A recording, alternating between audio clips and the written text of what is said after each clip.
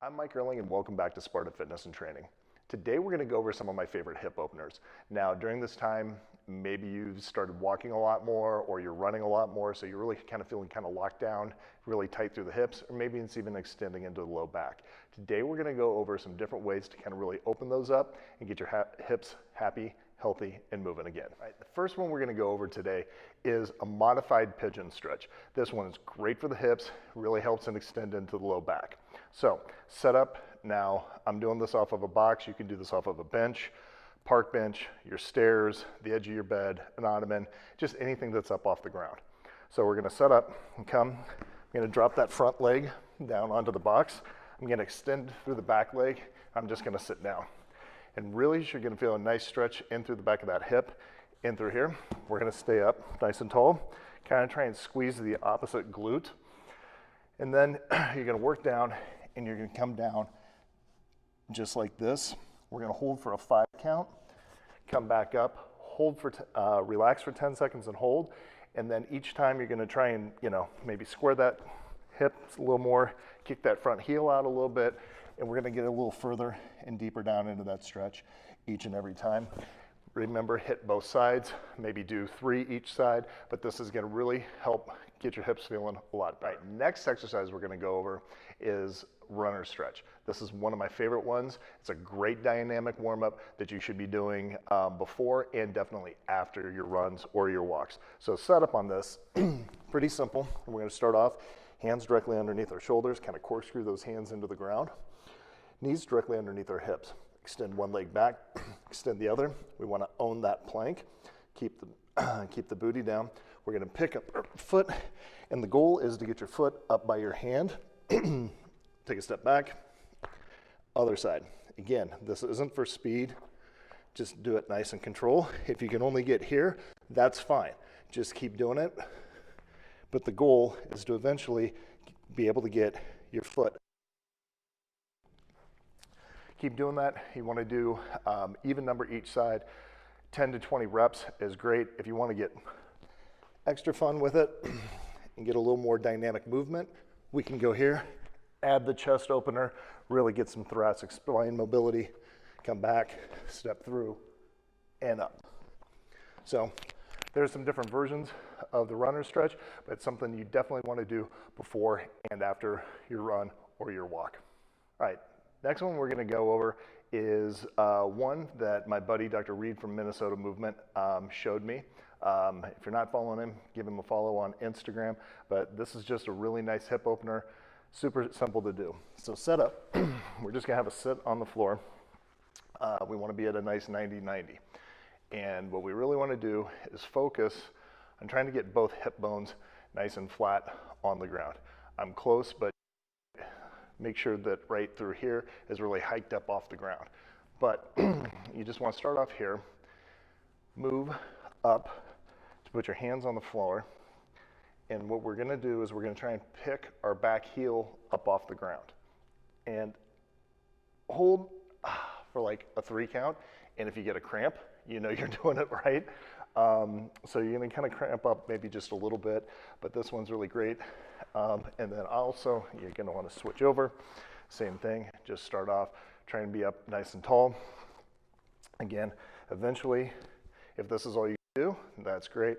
But eventually you want to get to the point where you can kind of pick that back heel up off the ground without hiking that hip up off the ground and be able to do it from a sitting up position. I'm not there yet. Still lots of work to do on cleaning up my own hip mobility. As Dr. Reed likes to say, all knowledge is stolen knowledge. Well, I stole this one from Shauna Harrison as well. Instagram, give her a follow as well. All right, set up. We're going to be hands directly underneath our shoulders, knees underneath our hip.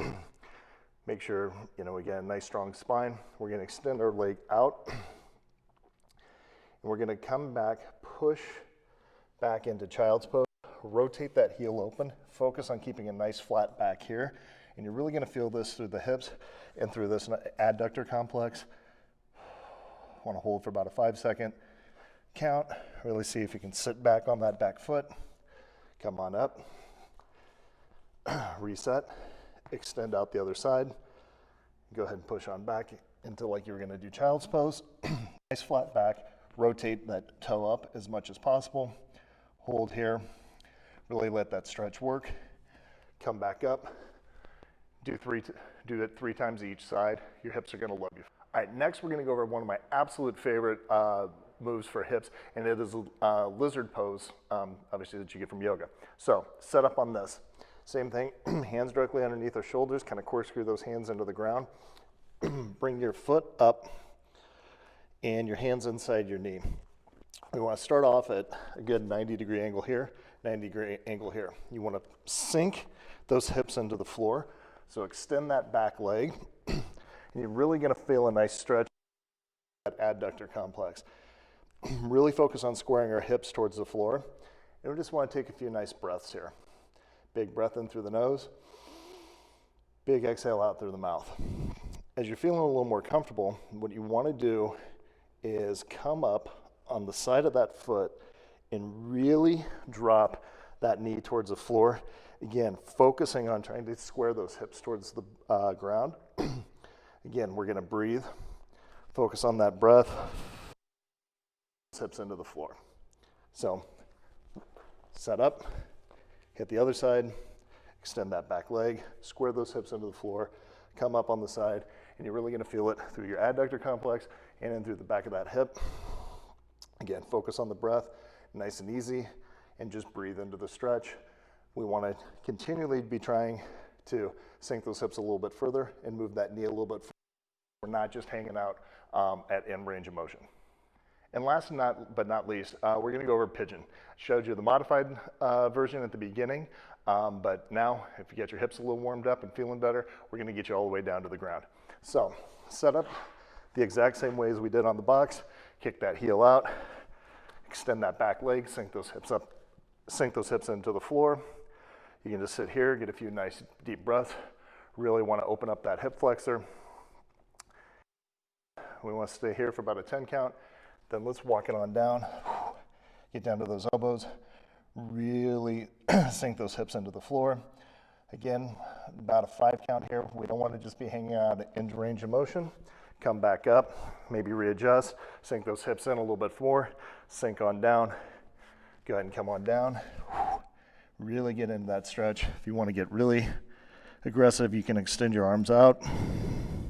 But for most people, hanging out right about here.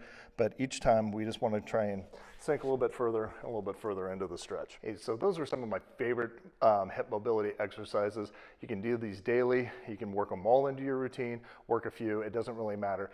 But you start working on these, your hips are definitely going to feel a lot more enjoyable. If you like what you saw, go ahead and share with a friend.